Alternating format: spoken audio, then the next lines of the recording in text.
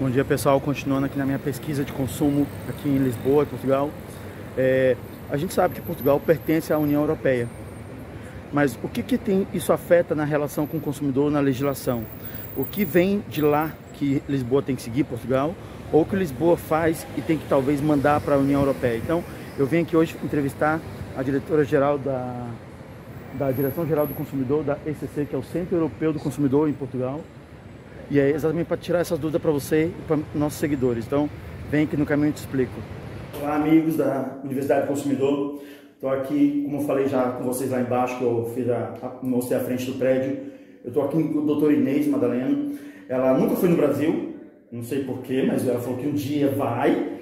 Cadê? Mas o calor daqui está igual ao do Brasil. Já peguei vários folhetos para entender um pouquinho de tudo que eu estou estudando aqui, depois compartilhar com vocês aí, que vocês já fazem negócio com Portugal, ou querem fazer um dia, ou entender quais são os desafios que estão acontecendo entre Brasil e Portugal, que a gente tem muitas similaridades, tá? Então, muito obrigado por receber a senhora no nosso canal. Pelo interesse. Tá bom? A gente que usa a internet de forma profissional e pessoal, e a gente chega até as pessoas. Então, a internet traz coisas boas e ruins, depende do que você foca. Você vê, mais ou menos, tem um mês que eu tentei falar com ela, vai e volta. É o procedimento, é a comunicação. Então, você que está aí, você quer conhecer alguma coisa, não fique parado. Vá atrás do seu sonho, do seu desejo, e aí sim você estuda. E aí sim você elimina seus demônios, seja educacionais, profissionais. E é isso que se trata da Universidade do Consumidor. Tá? Muito obrigado. Obrigada a nós. Tá, já. Não sei se conhece a nossa rede. Eu queria um pouquinho que a senhora falasse um pouquinho do que a senhora está pensando, assim, do que, antes de entrar nas perguntas, assim, como que a senhora foi parar nesse meio aqui de trabalhar com o consumidor? Porque nessa área tem muita gente que é escolhido pelo destino, ou a pessoa acaba se apaixonando por consumo. Como que a senhora entrou nesse setor? No fundo acaba por ser um pouco das duas coisas. Eu sou funcionária da Direção-Geral do Consumidor, concorri, inclusive trabalhava nos tribunais antes de ir para aqui, concorri, gostei e estou aqui desde 2012, março de 2012, portanto depois a pessoa vai se adaptando e vai tentando especializar-se. E foi efetivamente o que aconteceu. A senhora sabe que a pessoa nunca mais vai sair, né? Porque quem entra em consumidor nunca mais sai. Pois não. Agora é só você ir para a reforma. Já podia ter sido. Sim. Aí, eu queria que a senhora mostrasse para a gente um pouquinho. A pergunta que eu fiz lá embaixo, para mim mesmo, para minha audiência, é o quê? Ok, o Brasil tem tudo que acontece lá há muitos anos. Um dos meus amigos é o Filomeno, que criou o Código Consumidor Brasileiro. A gente tem muito ainda local no Brasil, e aí um dia, quem sabe, o Mercosul tem uma integração. Quando eu comecei a pesquisar aqui, ok, Lisboa segue o quê? Aí depois eu fui descobrindo que tem União Europeia, ok, pertencemos à União Europeia. Como que é essa fronteira, o papel da senhora enquanto país, Portugal, União Europeia, explica para eles um pouquinho como que é isso. Nós pertencemos a uma rede que se chama a rede SICNet, European Consumer Centers, portanto, Centros Europeus do Consumidor. Essa rede está presente em 30 países. Pode falar. Pode continuar, só para ver se estava gravando certinho. Está presente em 30 países, 27 Estados-membros da União Europeia, na Islândia, na Noruega e no Reino Unido. Que já pertenceu à nossa rede, agora tem outro nome, é o Centro Internacional do Consumidor, mas pronto, é a mesma coisa, continuamos a trabalhar com eles, muito embora a legislação aplicável já não seja para eles da União Europeia, mas sim a legislação própria do país. Essa rede é comparticipada pela Comissão Europeia, no mínimo a 50%, portanto, os nossos vencimentos são pagos a 50%, pela União Europeia, no nosso caso até um bocadinho mais devido a ser Portugal e ao desenvolvimento económico, os outros países por norma são a 50% e a Direção-Geral do Consumidor. Portanto, há um tipo de concurso da Comissão, não será bem concurso, mas é apresentada uma proposta pela Direção-Geral do Consumidor, no caso português, para acolher, para a Direção-Geral do Consumidor acolher o CEP, o Centro Europeu do Consumidor, é apresentado à Comissão Europeia com um orçamento, etc. E portanto, nós estamos codependentes da Comissão. Portanto, daí a legislação ser toda aplicada na União Europeia. Aliás, Portugal faz parte da União Europeia. A legislação, independentemente de nós, é a legislação da UE. Nós apenas temos, no fundo, a proteção do consumidor devido à existência da rede. Em cada Estado-membro, e na Islândia, Noruega e Reino Unido, existe um centro para o consumidor. Há um que é conjunto de 2 países, que é o Centro para o Consumidor da França e da Alemanha, que estão em Kiel. O centro é o mesmo para os 2 países. E há um que tem dois escritórios, digamos, que é o italiano, que está em Roma e que está em Bolzano. O Portugal entrou na União Europeia quando? Eu não lembro, mais ou menos. A senhora acha que... Já não me recordo exatamente. Mas tudo bem. Mas, por exemplo, nas pesquisas da senhora, a senhora acha que quando, nesses vários estados que tem, a senhora acha que tinha um país que estava mais maduro na legislação do consumidor ou não, estava todo mundo na mesma igualdade? Não precisa ser uma pergunta precisa, só o que você acha. Depende. Tudo tem a ver até com o próprio país, não é? E com a atividade económica. Mas, por norma, atualmente, os países da União Europeia têm, exatamente, há essencialmente 2 instrumentos jurídicos principais na União Europeia, que são os regulamentos, que é a legislação sobre alguma coisa, por exemplo, sobre os passageiros de transporte aéreo, os direitos dos passageiros de transporte aéreo, e os regulamentos são de aplicação direta e obrigatória em todos os Estados-membros. Inclusive os juízes têm de proferir sentenças de acordo com os regulamentos, ou devem ser, e depois entretanto também há as decisões do Tribunal de Justiça da União Europeia, que também vinculam os Estados-membros. No Brasil, os 3, lógico, tem setores muito grandes. Na experiência da senhora, assim, quais são os principais problemas identificados entre empresas e consumidores? Muitas vezes os consumidores não estão motivados pelos termos e condições, que no fundo os contratos, muito embora sejam verbais, ou seja, através da internet, tratam-se de contratos de compra e venda, então sujeitos aos termos e condições, exatamente como quando vamos ao banco e desaparecem aquelas linhas pequenas, aquelas condições, são cláusulas contratuais que não podem ser modificadas, se tem aceitação obrigatória, mas vinculam o consumidor. E as empresas muitas vezes não sabem quais são os direitos do consumidor. E depois há também outro problema, porque, muito embora os países estejam na União Europeia, como estava a dizer, esses regulamentos são de aplicação direta e obrigatória, há diretivas também. As diretivas podem ser de harmonização mínima ou máxima. Essas diretivas o que é que são? São instrumentos jurídicos que têm, digamos, uns princípios. E elas próprias dizem se os Estados-membros podem ir além delas ou não. O que é que acontece? Muitas vezes, quem trabalha para vários países da União Europeia não está bem dentro das nuances, porque essas diretivas são transpostas para as leis nacionais e pode haver diferenças que essas diretivas permitem, ou transpor diferenças entre uma legislação e outra, neste caso do consumidor. Isto passa-se no resto do direito da União Europeia. Neste caso do direito do consumidor. E as empresas muitas vezes não estão bem dentro do que é que poderá acontecer, qual a legislação aplicável, porque há diferenças. Por exemplo, vou dar barato a legislação das garantias. Em Portugal, a diretiva diz que a garantia dos bens de consumo são 2 anos, mas que os Estados-membros podem aumentar essa proteção. E Portugal tem 3 anos. Ora, o que é que acontece? Alguém que vai comprar num outro Estado-membro não está a pensar que temos 3 anos de garantia. Não tem 2 anos. Entendi. Muito embora o 3º ano seja o consumidor que tem que provar que o bem já vinha quando não foi entregue. Pronto, mas isto é um mero exemplo, não é? Há diferenças que depois podem ser consideráveis no comércio e nas relações por desconhecimento das pessoas e das empresas. Legal. Deixa eu só ver se está gravando, porque ontem deu um probleminha só sobre garantir que não perca isso e depois tem que voltar em Portugal para gravar. Deu 86. 86? Depois eu sabia que era por volta de 80 e tal. Agora, diz que a senhora falou dos problemas, se a senhora pudesse elencar os 2 setores que têm mais problemas entre consumidores e empresas? Você poderia, mais ou menos, de forma macro? O primeiro que pôde é o transporte aéreo. Transporte aéreo? O transporte aéreo Bom, no Brasil, é o setor mais reclamado da rede. No Brasil não é. O Brasil é banco, plano de saúde e financeiro. Sim, mas bancos e saúde nós não tratamos. Para já a saúde não é consumidores. Em Portugal, na União Europeia, não é consumidores. E segundo, os bancos também não tratamos porque há uma outra rede, idêntica à nossa, que trata de seguros e bancos, que é a rede Finet. Funciona no centro de arbitragem de Lisboa, o ponto de contacto em Portugal. Está vendo, pessoal? É importante conversar com ela, entender a estrutura.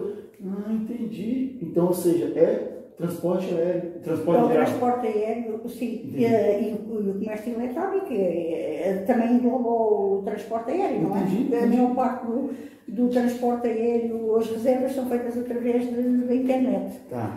Agora, quando a senhora falou isso,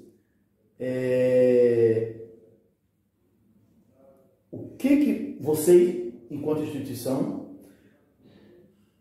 a gente, lógico, o pessoal de atendimento ao cliente, a gente não tem um santo que protege a gente. Que a gente vai à noite rezar, um padroeiro tipo São Longuinho para fazer promessa, sabe? Não tem. Então, assim, o que a gente, vocês de constituição, a gente, ou vocês estão fazendo para melhorar isso no longo prazo? Seja essa relação para melhorar. Porque, ok, a gente tem uma tripa. Exato. E aí sim, é aí que a gente entra como consumidor. Vem cá, a gente tem que educar o empresário, o consumidor, a ser mais vigilante, ou a própria escola. Exato. Como vocês estão pensando, assim, olhando tudo que está acontecendo, o que vocês estão pensando já? É o que vocês falaram, vocês entraram na União Europeia em 86. O que a gente, ou a senhora gostaria que fosse feito, ou um sonho, ou já estão fazendo algo para melhorar isso? Nós estamos a fazer, isto é um trabalho diário, é uma luta constante. Nós temos, agora referindo particularmente ao Centro do Consumidor, temos feito ações em escolas, temos feito universidades, às vezes conferências até por meios à distância, porque a educação efetivamente é o principal. Recordo, por exemplo, essa educação tem de ser abrangente. Há uns anos, não muitos, antes do Covid, a Direção-Geral do Consumidor, que nós estamos fazemos parte, não é? Fez uma campanha de formação da PSP, da Polícia. E nós fomos de divisão em divisão da DGC, da Polícia de Segurança Pública, funcionários da DGC e do SEC, explicar aos senhores agentes o que é que era o direito do consumidor, o que é que deviam fazer, como é que deviam atender as pessoas, para onde é que as deviam dirigir, se fosse um conflito nacional para os centros de arbitragem, que é um dos sistemas de resolução alternativa de litígios que existem em Portugal. Eu vou entrevistar eles hoje, 5 da tarde. Qual é que foi? O de Lisboa? Aqui com a Carla Machado, Carla Matos, da Centro de Arbitragem, hoje, 5 da tarde. Ok. Centro de Arbitragem de Conflitos de Consumo de Lisboa, não isso, exato. Que esse Centro de Arbitragem de Lisboa tem competência para os conflitos que surgem na área metropolitana de Lisboa. Eles estão divididos por áreas geográficas. Entendi. Agora, isso que a senhora me falou, não está acontecendo no Brasil ainda, está muito ainda isolado, aquela coisa toda. Eu espero que um dia, assim, tenha essa parceria de ir atrás para... Só que, por exemplo, no APCC, lá no evento, um economista, um vereador, ele mostrou exatamente como está a economia em Portugal. Lógico, Portugal é formado por empresas médias, né? 58% dos empresários, a maioria não tem nível superior. Eu não tenho nada contra isso, no Brasil também é assim. Mas há um desafio nosso de, enquanto formador, levar para eles assim que não é porque você sabe um negócio que você tem que parar de estudar. Você tem que seguir a legislação, entender que você pode inovar muito. Exato, isso é fundamental. É fundamental. Porque senão ele acha que montou um negócio lá e não precisa mais estudar mais, não. É o tal conhecimento que é necessário. Sim. E a Rede SEC também tem publicações, faz publicações sobre alguns assuntos, considera pertinentes. Temos o nosso site, tanto da rede como neste caso do SEC Portugal, Centro do Consumidor de Portugal. Temos, inclusive, a Direção-Geral fez uns folhetos para comerciantes, porque nós não nos podemos esquecer realmente da outra parte. Não é? Entendi. E tem alguma diferença para vocês? Agora, ok, eu entendi a estrutura dos estados, da legislação, que todo mundo tem que seguir. Agora, Também o economista lá mostrou que Portugal é o maior exportador de bicicleta do mundo. E a economia de turismo aqui é fantástica, maravilhosa. E depois, entrevistando alguns empresários, a gente viu que tudo mudou na cabeça do empresário local. Primeiro, em 1998, quando teve a Feira Internacional, se não me engano, 98. Depois, e aí, em 2004, teve a mudança geral, que aí sim, a Eurocopa. O Euro. E aí mudou tudo. E para vocês tratam o cidadão, existe coisa específica para o turista e para o cidadão ou não? Não é assim. A Direção-Geral do Consumidor engloba os consumidores todos que têm problemas. O Centro Europeu do Consumidor só trata de conflitos de consumo transfronteiriços, ou seja, em que o consumidor esteja num Estado-membro e o comerciante ou prestador de serviços esteja noutro. Daí existir um Centro Europeu do Consumidor em cada Estado-membro. E nós trabalhamos em rede. Como é que funciona? Um consumidor, para ser atendido por nós, tem que ter residência na União Europeia, exclui o Brasil, não é? Daí eu ter dito há pouco, quando temos problemas, normalmente mandamos para a Procon, redirecionando as pessoas para a Procon.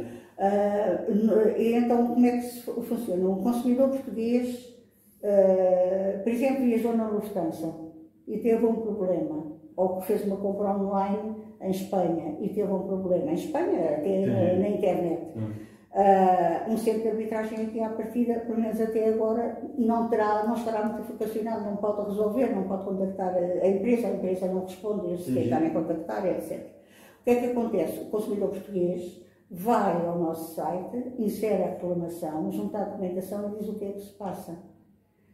Nós vemos a reclamação, vamos instruir a reclamação, ver se o consumidor tem razão, se não tem, se ainda está numa fase que tem de fazer qualquer coisa, vamos direcioná-lo a dizer o que é que ele tem que fazer, os documentos que estarão em falta ou não para ele juntar e no fim tudo arrumadinho e estar tudo completo, digamos um dossiê completo, como se fosse um dossiê de um escritório de advogado, nós partilhamos através da internet, daí a nossa rede SEC Net, Internet e Network, rede em inglês, não é? Partilhamos com os nossos colegas, neste caso a Lufthansa, vamos partilhar com os colegas da Alemanha, quando chega lá o processo, quando chega, isto é tudo automático, que é através da internet, eles vão estudar o processo e são eles que vão contactar a Lufthansa. O que é que acontece?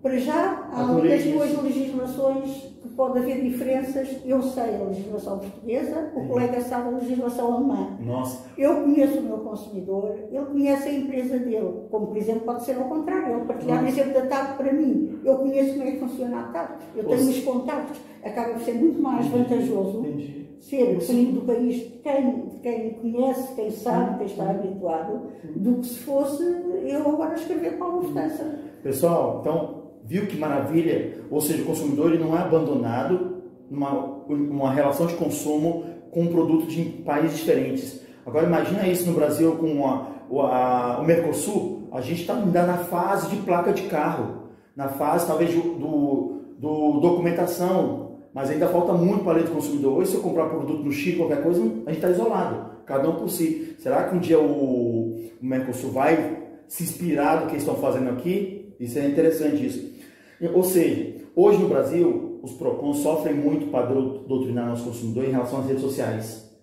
Porque aquele consumidor às vezes acha que tem vantagem, está tendo vantagem, uma coisa é fake, é falso. O que vocês têm para reclamar ou o benefício da internet para vocês enquanto gestores disso? Como que é isso? A internet é muito boa para determinadas coisas e é muito má para outras. Nós recebemos muitas reclamações que infelizmente não podemos fazer nada. Pessoas compram através do Facebook, compram através de outra rede social, não sabem a quem estão a comprar. Depois é aqui, tudo olha. Nós não temos ninguém para contactar, não conseguimos perceber quem é o vendedor. Sim.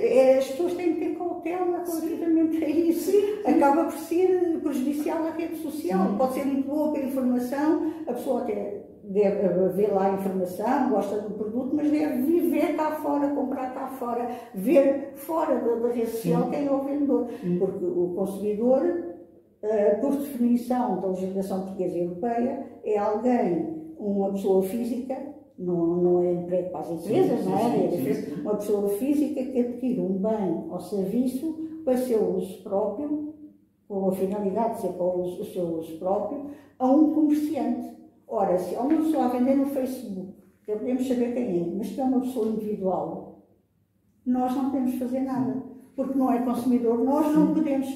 As garantias, há garantia quando o consumidor compra a um profissional, se comprar a um particular, muito embora a garantia se possa transmitir, mas já não é exigível determinado grau de como as coisas são feitas, não é exatamente a mesma coisa. Por exemplo, eu compro um banco, pode falar. ainda que em segunda mão a um comerciante. Tem o regime das garantias, tem um regime próprio, tem garantia. Mesmo que compre fora da garantia legal, do prazo que já teve garantia. Sim. Mas foi vendido por um comerciante cujo objeto de comércio é aquela venda, é aquela área, eu tenho direito à garantia. Mas se eu comprar esse produto em segunda mão a um particular, não é direito de consumo, é emprego do Código Civil, que a garantia é só 6 meses, e esse produto, se já não estiver na garantia, o consumidor não tem garantia. Pronto. E às vezes as pessoas não percebem bem isso, porque efetivamente... E aí isso traz um grande desafio para vocês, para a academia, para empresários, que é o quê? Ok, imagina que eu começar a vender um produto para uma pessoa que não tem tanto pensamento crítico, ou o próprio empresário. Há um risco maior de vender algo. Só que na nossa área do mundo corporativo, a gente está criando várias carreiras. Várias carreiras. Tem a carreira de especialista em tecnologia, experiência de processo, experiência... Agora, nos Estados Unidos, eu entrevistei uma mulher chamada Mary Alexander.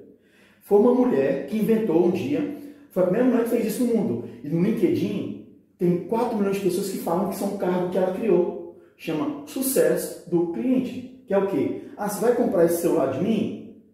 Vem cá, eu vou te ensinar antes a usar, para depois você não falar que você comprou, e você depois falar que o defeito é meu.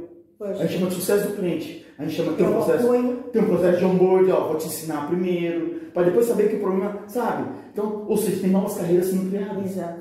E isso que a senhora falou é tão sério, que talvez gere um dever de casa tão sério. Vem cá, será que as escolas, bem da infância, aquela criancinha, deveriam ensinar consumo também? Sim, eu acho que sim. Desde criança, assim, não é receber a mesadinha do pai, 10 reais, 10 euros, ele tem que aprender aquilo. Exato. Ser crítico assim, por que eu compro esse, por que eu compro esse? Exatamente. Exatamente. A educação começa pequeno. Qualquer pessoa é um consumidor, ainda que não tenha a personalidade jurídica, a capacidade jurídica ainda que é menor, está a consumir, está a adquirir coisas e tem que ter consciência do que é que está a fazer. Porque se não aprender, hoje o nível, pelo menos na América Latina, no Brasil, não sei como é que está aqui, eu não estudei isso, o nível de inadimplência é muito alto. Porque às vezes a pessoa tem um dinheiro, mas não pensa assim, tá bom, eu posso pagar isso aqui, não posso pagar isso, eu tenho que comprar?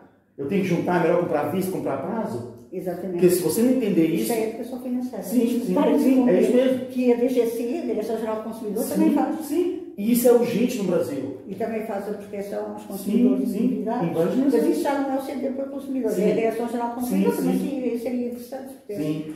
Agora, eu fui lá em Estoril, estava palestrando, eu fui em Cascais conhecer. Aí eu descobri que lá tem um negócio do conceito das lojas. Aí tem a loja de Cascais. E aí eu fui entender, em São Paulo, a gente tem lá em alguma cidade, tipo o Poupa Tempo, no caso de São Paulo, que é um lugar que você vai tirar todos os documentos.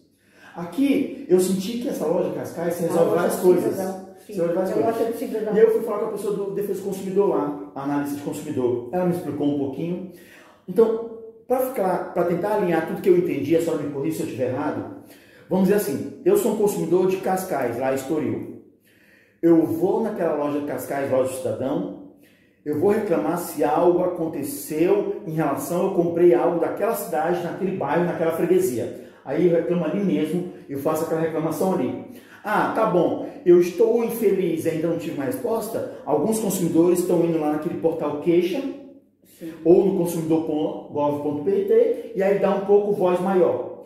Agora, se eu estou lá em Cascais e comprei uma passagem aérea, por exemplo, se eu comprei um eletrodoméstico da Alemanha, de outro país da Comunidade Europeia, aí sim eu iria reclamar com vocês. Exatamente. Ufa, aprendi. Exatamente. E relativamente às reclamações nacionais, o postal da queixa, no fundo, é um tipo de mural de regulamentações. Não tem validade jurídica. Sim. O que faz pode criar a notoriedade social, empresa. Nós temos uma originalidade portuguesa que funciona bastante bem, que é o livro de reclamações.